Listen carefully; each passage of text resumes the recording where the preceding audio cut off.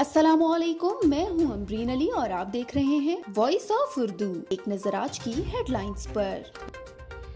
Netherland समेत यूरोपीय ममालिक में फिर से सर्दी लौट आई। शहरी ऐसे अचानक मौसम की बर्फबारी से खूब महसूस होते रहे।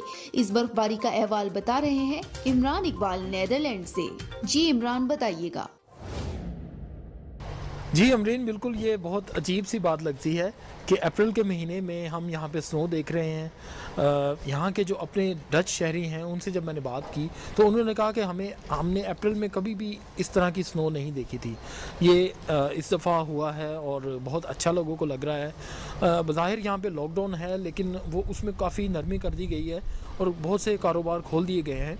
लोग कामों पे जाते हैं, लेकिन आज इस स्नो को देखते हुए लोग अपने कामों पे नहीं गए।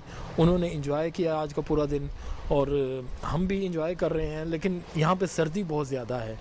अप्रैल के महीने में यहाँ पे इतनी ज़्यादा सर्दी और बर्फ़ का होना एक अजीब सी बात लगती है। वो जो ग्लोबल वार्मिंग वाला एक कुछ सालों से चल रहा था एक सिलसिला, वो अब रुकता हुआ या थमता हुआ लग रहा है कि जैसे ज़मीन ने अपनी सर्दी जो है दोबारा से वापस लाना शुरू कर दिया। जो कुछ साल पहले 30 या 40 साल पहले के लोग बताते हैं मौसम होता था, वैसा ही मौसम वापस अब आ रहा है। और यहाँ पे मैं बताऊँ, हॉलैंड की जो सिचुएशन है उसमें प्रेडिक्शन ये की जा रही है महकमा मौसमियात की तरफ से कि ये बर्फ़ का सिलसिला कल तक जारी रहेगा। और आज भी ऐसा ही है कि वक्फे से ये बर्फ़ जारी है। लेकिन ये जो बर्फ़ का सिलसिला है ये थोड़ी देर के लिए होता है, उसके बाद थम जाता है, फिर धूप भी निकल आती है। हमने यहाँ पे बहुत अजीब सा 2 दिन से हम ऑब्ज़र्व कर रहे हैं कि अजीब सा एक वेदर है। कभी धूप निकल आती है और कभी फिर से स्नो शुरू हो जाती है।